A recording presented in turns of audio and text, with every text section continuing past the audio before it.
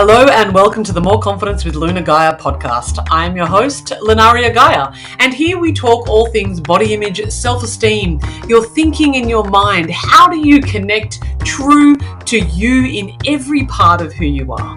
I want you to know that all of you is welcome, so sit back and relax and listen to today's episode. Sending you love. Hello and welcome to episode 145 of the More Confidence with Luna Gaia podcast. I am your host, of course, Lunaria Gaia, and I am on a mission to teach the world how to fall madly, deeply, wholeheartedly, wonderfully in love with themselves. So you can stop hiding, you can get out of your own damn way, and actually get on with living your truth. Because there's some gold in your heart, there is some stuff that you want to do in this world that I know that the world desperately needs. And if you could just get out of your own way, well, life would get way better for you and for the rest of us, right? So true. Before we get stuck into this week's episode, go ahead and do me a quick favor. Go hit that subscribe button, hit that follow button if you could, because it helps more than you could possibly understand to get this message out here of hope, of confidence, of self-love, of learning how to deal with the messiness that's in your mind and in your emotions makes you a better human being. It makes you happier, healthier, stronger. It makes you a all-rounder, happier kind of person. And I want as many people as possible to be able to experience that. So when you hit that follow button, when you hit that subscribe button, it makes a huge difference. So thank you so very much. Now, speaking of happiness, speaking of that, this is interesting. So on today's episode, this week's episode, I have proposed that happiness is not only something that you might want to go after, but it is a personal responsibility to save the planet. Like, you have just become the hero in a sci-fi film, and it is your job to go be happy. Because honestly, based on what I've been noticing lately and the kind of information that I've been paying attention to, we are at a place in our life in human evolution where being happy, finding your joy, learning how to get out of your own way has never, ever been more critical to the survival of the human race. It never has been more important. And that might seem really kind of dramatic. And if you see by the title of this podcast, it's Happiness is a Responsibility, the Rise of AR and why, our role in it. AI, if you don't know, is the term for artificial intelligence. Now, we've all been using AI for quite a long time right now. Hey Siri, can you set an alarm? Hey Google, what time is it? We've been doing it for a while. This is all artificial intelligence, and it's all intelligence that is right now very, very much in its infancy. It helps us to get around. Okay, cool, setting an alarm for XYZ. Very dictated by us. If you're paying any attention to what's been happening in technology more recently, you may have come across something called ChatGPT. Now, you're sitting there going, why are we talking about tech, AI, and ChatGPT on this confidence podcast? Because I, like someone I'm going to introduce you to in terms of his work a little bit later in today's conversation, I believe that we are in a time like no other in human history. There is technological changes that are happening right now that in the next 10, even 5 years, 5, 10, 20 years, in our lifetimes, we are going to see a dramatic difference in the way that we exist as humans. Because right now, there is something called artificial intelligence. And from what the experts have to say, it's not going away in a hurry. It's not going to go away at all. And what I'm about to share with you in terms of what the experts are saying around this, and I'm no AI expert. I'm a confidence expert. I'm a self-love expert. I know how to do that really, really well. What I understand about these two things, there's a reason that I'm bringing this to today's conversation. Because AI right now is learning from us. And not just the people who are writing the code, so to speak. Not the people who are writing the programs, not the people necessarily who are creating the AI. But the way that we are interacting on the internet, the way that we're interacting with AI in general, is determining how AI believes that they should be. It's in its infancy right now. Artificial intelligence is not even, I wouldn't even call it infancy. It's almost embryonic at this point in time. But it's about to change the world. It already is.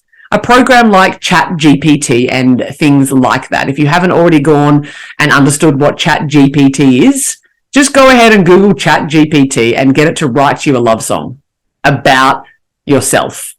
And give it a little bit of information and tell it what style you would like it in. You would like it in rap. You'd like it like Beyonce. You would like it to be a sonnet by Shakespeare. And it'll go ahead and write that for you. Now, we might think, well, what's the big deal? It knows how to create. It knows how to look up information on the internet. ChatGPT isn't necessarily live on the internet right now from a perspective of being able to research live as things are happening, but it has access to all the information on the internet up until 2021, I believe. Now, if we have something that is learning from us about how we interact, how we behave, if most of us are unhappy, if most of us are living in an experience of quiet desperation, if majority of us aren't confident or self-assured, and most of us are trying to get power in some other way because they feel really powerless, then what kind of education are we giving to these AI models that are coming through? And the answer is exactly what we are. Eventually, later on down the track, AI is going to be a complete emulation of what it's learnt from us. You may have seen at some point in time, or maybe not have, a while back, they let loose 2 Twitter bots. There was a Twitter bot. So it's funny because 30 years ago, even 20 years ago, a word like Twitter and bot wouldn't make any sense, and it sounded like I was just making stuff up. But Twitter being the social media platform that everybody knows, and a bot being a AI, that's what a bot would be.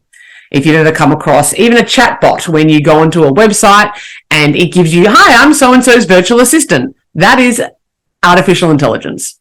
And right now, as I said, it is very young. But a while back, they put a bot on Twitter.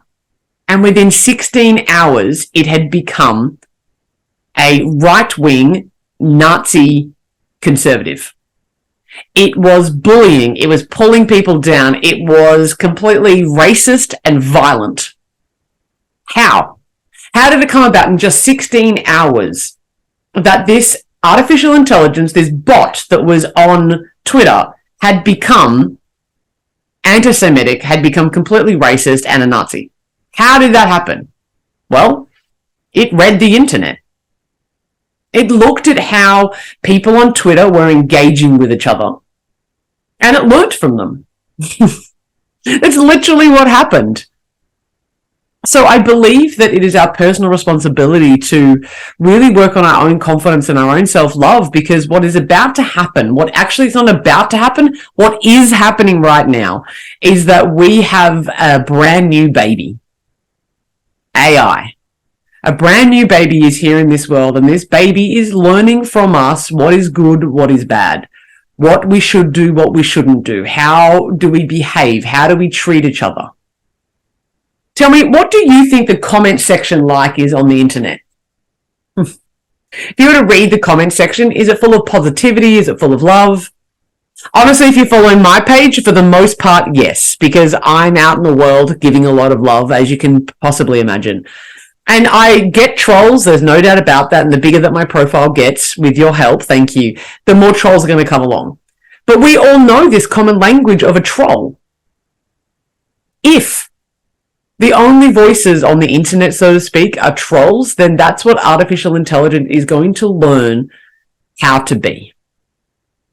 You know, no one is born racist. But we learn that through our development. And if you listen to any of my other podcast episodes, I will sort of teach you that you are who you are today, mostly because of the collection of behaviors, thoughts, beliefs, and values that you were taught when you were a child. It's known as your map of reality. And AI is no different. There is this map of reality that has been created right now, the model of the world that artificial intelligence is learning from right now. So again, what does this have to do with you and your confidence? Well, I think that we have a responsibility. I think we have a responsibility to do it differently, to exist in the world differently, so that the future generations that are looking up to us have something different. Not the same old of, oh, I don't like myself. My body is wrong. It's not okay for me to be like this. I shouldn't have a voice because I'm a woman or a person of color or a marginalized kind of group. I want to live in a world, and I'm sure that you do too, where we have a lot more love, a lot more compassion, a lot more understanding, a lot more welcoming. Not only externally in the world, but internally in our internal worlds, right?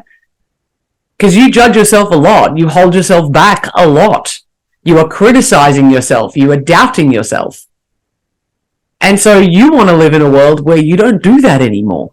You're in the right place, by the way. Podcasts will most definitely help. And if you haven't read my book already, I highly recommend going and doing that. And follow me on the socials, of course. You are already in that kind of space where you're wanting to be better. And we need more voices like you.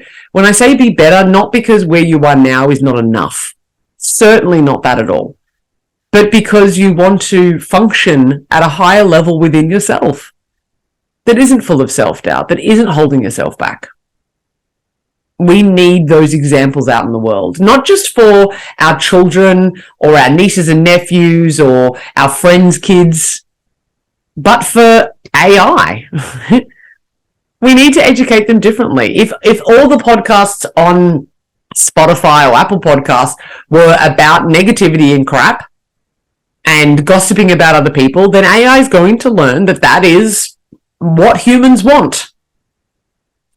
And, you know, I have this belief as well. I know a lot of you have something unique that you want to give to this world. Maybe you want to go into business. Maybe there is art that you want to give to this world. And maybe you think to yourself, oh, I can't because it's just the rich getting richer and people at the top, they're in business and they are cutthroat and, you know, tax the rich and screw capitalism. Maybe you're experiencing all of those things. You might have those beliefs. Imagine if people like you and I were the ones with the money. Imagine if people like you and I were the ones with the ideas out there that were influencing the world. You and I, if we roll over, if we sit there and go, you know what, there's so much negativity or capitalism out there, we can never beat them or we can never win, then all that does is continue to funnel money and power into the people who aren't doing great things with it. We need you to come to life. We need you to be successful in whatever endeavors you want to pursue. Not because you maybe necessarily want to be a billionaire, but let's think about it. If you in your beautiful, generous, loving heart indeed were a billionaire, what would you do with it? How different would you impact the world compared to somebody who is just greedy?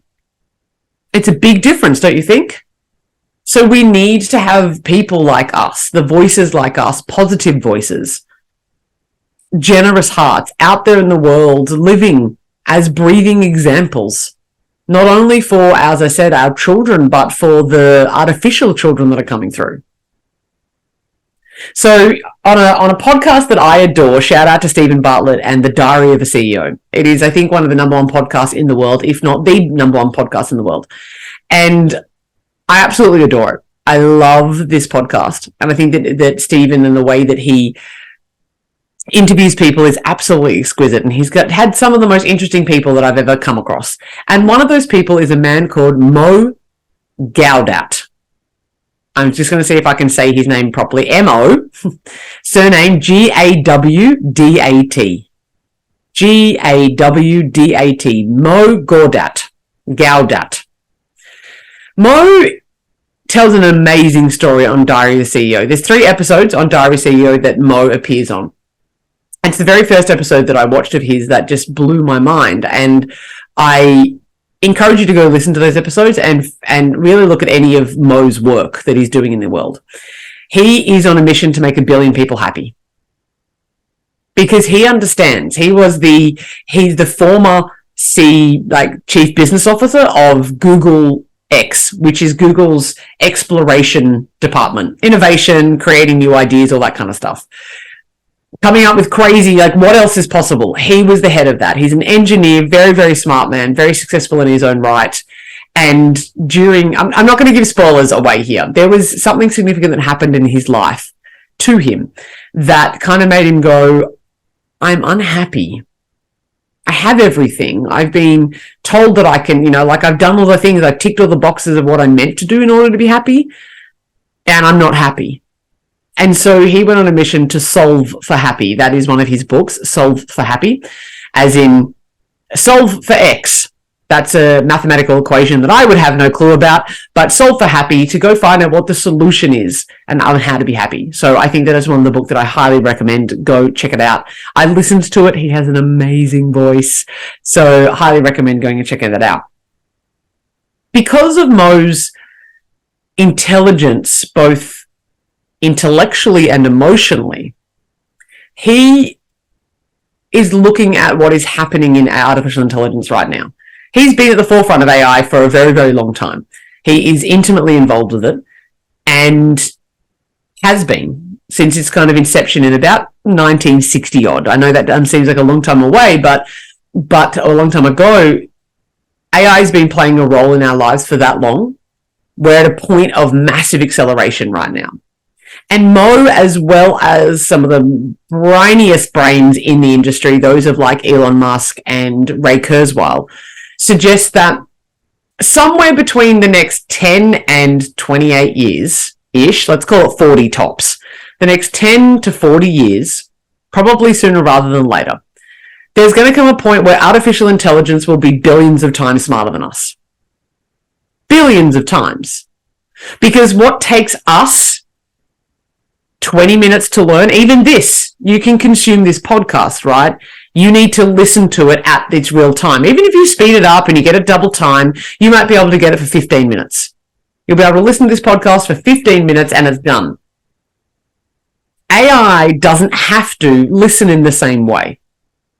It can just download all this information within seconds, milliseconds. It can read books faster than you could ever possibly imagine. It can get all the information on the internet in a way that we will never be able to. And so each time that it gets more information, it gets smarter and it learns how to make itself smarter. So right now, there's not a lot of... I'm not going to say something that I don't understand fully. Mo Gaudat would say that there are artificial intelligence creating artificial intelligence right now. There's AI that's smart enough that it creates other AIs. Already, the smartest chess player in the world is AI. It is a computer. And that computer created another piece of software to beat itself. So, like, we're not even in the top 2, 3, 4 of the most intelligent game players in the world. The machines, computers are already smarter than us in so many different ways. Now, you think that's great. It means that I can, get my stuff transcribed. I don't have to think so hard. This is wonderful. I get to be able to just free and fancy free. What happens at the point where it becomes so smart that it's smarter than us and it doesn't need us anymore? That's what Mo's posing. That at some point in the very near future, artificial intelligence is going to become so smart that it doesn't need us anymore. Now, we could argue along the lines of like, well, AI is not going to be able to give me a cuddle, right? You might think AI can't make art. Not true. It's already happening right now. You can go on and get art to be made, poetry to be made, songs will to be sung, and it will sound like you wouldn't believe. They'll be amazing because it'll go and listen to every single song that ever hit the top 10 charts in the entire history of the world, analyze that, and produce a song within 35 minutes, probably even far less than that. That is a chart topper, sung by someone that doesn't even exist. Now, we could get scared by this. Mo's recent book is called Scary Smart. Certainly the one that I'm listening to right now. And we could sit there and go, oh my God, this is terrifying. End it all. But like I said before, we can be the ones in charge of this. We can be the ones who make a difference to the way that AI is learning right now. when we have positivity on the internet, when we are taking responsibility, when we are happier, when we are confident, when we are more self-assured, when we are connected to our higher selves, rather than stuck in a war of egos and battling each other of whose, appendage is bigger than the other's appendage. When we are in this race of trying to get more powerful and getting power over people rather than empowered, powered within, AI is going to learn that too. And on one of the podcasts, Mo suggests that it's only 1% that's required. 1% of the internet needs to have a different story. Even if it's not the internet, how much better do you feel when you're around people who are self-assured? How much more like, can you relax when you're not having to worry about that person judging you? You can relax. When you, in my presence, and certainly my coaching clients experience this all the time, they say, I just feel like I can be myself. When you can just be yourself around somebody, there is such beautiful liberation in that. Such a beautiful liberation that it allows for freedom. And that's what I want for you, right? That's what I want, not even necessarily for the next generation. I just want it for you and the people around you. I want you to be able to be out there in the world, impacting those around you. And if those around you include AI, right, then that's part of the those around you that I want it to include. Impact the world just by you being you. Maybe you don't want to be famous on a stage. Maybe you don't want to find a cure for cancer. It doesn't even have to be anything like that. You just living your truth and being you is what the world needs.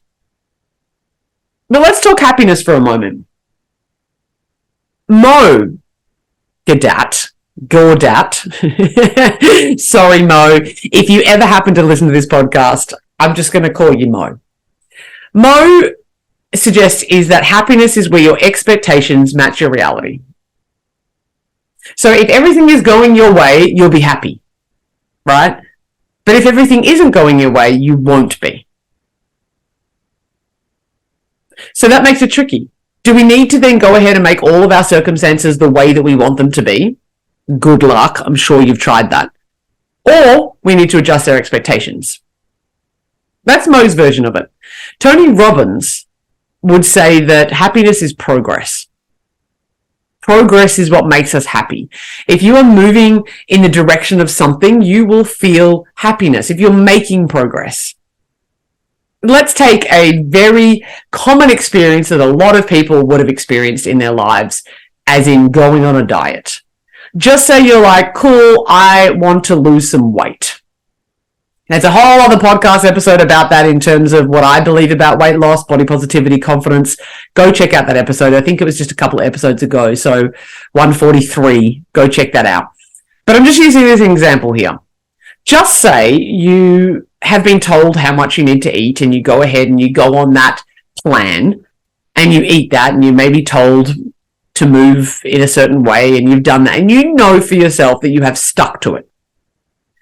And after 3 days, you jump on the scale and nothing's happened. You might go, okay, well, I'm just going to wait a week. And after a week, nothing has happened. No change. Hasn't gone up, hasn't gone down. How enthusiastic are you to keep going? How encouraged are you to stick to that? How happy do you feel? Probably not very. This is an external measure that I'm using here. This is from Tony Robbins in terms of making progress, right? If, however, you jumped on that scale and you had lost a little bit of weight, you would feel encouraged to keep going. So progress gives us that feeling of happiness. Progress is helping us move forward. Where that gets really tricky is that if we, to me, as far as I'm concerned, and I'm going to tell you what I think happiness is that if we are relying on our happiness for external things being a certain way, as in both of these examples, we are setting ourselves up for failure. Because there's going to come a time, if you look at the weight, for example, right? You might not see a shift on the scale, even though you've lost body fat. That's absolutely a thing. Muscle doesn't weigh more than fat. A kilo is a kilo. But if you have gained muscle and lost fat, you still might weigh the same. How do you feel in yourself? When we have external measures of happiness, we end up being unhappy. Like Mo's version says, when our expectations meet our reality. So instead, if your measure of progress was, I want to eat healthier, add vegetables to my diet, and always, take, 20 minutes to finish my meal, then you can do that and make progress. And that's more sustainable than it is going on something external from you. Right. Now, let's have a look at my current version of happiness. Current version. And I say that because I'm a strong believer that we are ever-evolving creatures. So something that I may have said in a podcast 100 episodes ago, I might not agree with today. Because I've got more information, I've learnt something else, and I have progressed. Which I think is totally normal. People often go, but that makes you a hypocrite. No, it just makes you human and makes you evolved. As far as I'm concerned. Yeah. So my current mode of happiness, and I did write it down, so I'm going to reference it to make sure that I've got it entirely right. The inner certainty that no matter what, all is well. Because to me, having the inner certainty that no matter what, all is well, speaks to me of something that's far deeper and beyond any of our external circumstances. All is well. If you can know deep within yourself that no matter what happens, and at the end we know what happens to all of us, it's inevitable. If I still know that all is well when that happens, that I have the capacity to remember that all is well, even when it's going to absolute hell in a handbasket, I can know that all is well. That to me is long-lasting, sustainable happiness. It means that I can feel happiness when I'm sad. It means that I can feel happiness when things aren't going my way. Happiness not from a sense of like joy and yay and smile on my face, but happiness from a place of contentment, inner peace, confidence. So how do we do that? I think that with step one, we make progress. We move towards things that are important to us, be that for the fun of it. You may have heard somewhere along the lines that I'm playing piano, and I play piano for a minimum of 10 minutes a day. And that's all. Sometimes it'll be half an hour, sometimes it'll be an hour, but on my busiest day, I will find 10 minutes to play piano. And over 4.5 years, I've progressed significantly. And that gives me a sense of satisfaction of showing up to myself. It goes, oh, okay, I've done something that I've committed to myself over a period of time. And there's satisfaction in that, which helps with the happiness. So I think that doing something that has progress steps in it makes you less cranky. Because when you're not living your dreams, when you are not going after the things you want in your life, you become resentful of the world around you because you're resentful of yourself. So it makes you less cranky. So the example that you're setting is that you are more patient, you are more forgiving, you are less cranky and less awful in the world when you are making progress. So think to yourself, what's something that you could make progress on, that you could commit to over the next 1 year, 5 years, 10 years? Just to make a small amount of progress every day. Number 2, if I blend Tony Robbins with the first one and Mo's with the second one here, expect change. Expect that nothing lasts forever. Everything changes. The only certainty that you really have is that everything changes. Everything is a change. They go, there's the whole saying that the only certainty is death and taxes. Death and taxes is just change. It's what it is. Change is the only, not constant, but the only thing that we can expect all the time. So if we adjust our expectations, like Mo suggests, to go to a sense of everything's going to change, and if you blend it with me and knowing that all is well, then you're going to be able to cope with it. The third one here is, to me, explore who you really are. The third and final one for happiness is to explore who you really are. You already know the place inside of you where there's peace. Now, you may not have visited there very often, You may be really unfamiliar with that place, but it does exist within inside of you. Explore that. Look within. Find the place within inside of you where you really have the faith that all is well. And if you can't find it right now, keep at it. Keep looking. Be on the search for the place within inside of yourself where all is well, that you can return to again and again and again. And maybe you'll lose your way next time that you try to go visit it. It's okay. Leave yourself breadcrumbs. If you make the pursuit of your life to be one where you are constantly growing in some way, shape, or form, from a place of enoughness, expecting everything to change at some point in time, in some way, shape, or form, and you do the inner work to go find the place where there is peace, then you become a more happy person. And I think that there is hope that we will raise the next generation, be that biological people or artificial people, so to speak. I think that we can do some really beautiful things in the world. Let me know what you think of this episode. I would love to hear your thoughts. If you haven't hit that follow button or subscribe button yet, please go do so. And just remember that something that we can do for ourselves is actually going to serve humanity. Remember that. Not only just AI, but your friends and your family and all the people around you. If you look at this and go, I just have no idea where to start, and you're thinking about maybe getting some one-on-one support, my coaching books open twice a year, and now is that time. So by the time this podcast episode goes to air, my books will be open for about another week or so. So if you are curious, go ahead and jump on my website, www.moreconfidence.com.au/coaching with Luna. Go check it out. Maybe you want to book in to have a conversation with me and see where it might go. Otherwise, I'll see you in the next episode. Have yourself a beautiful one. Happy self-loving.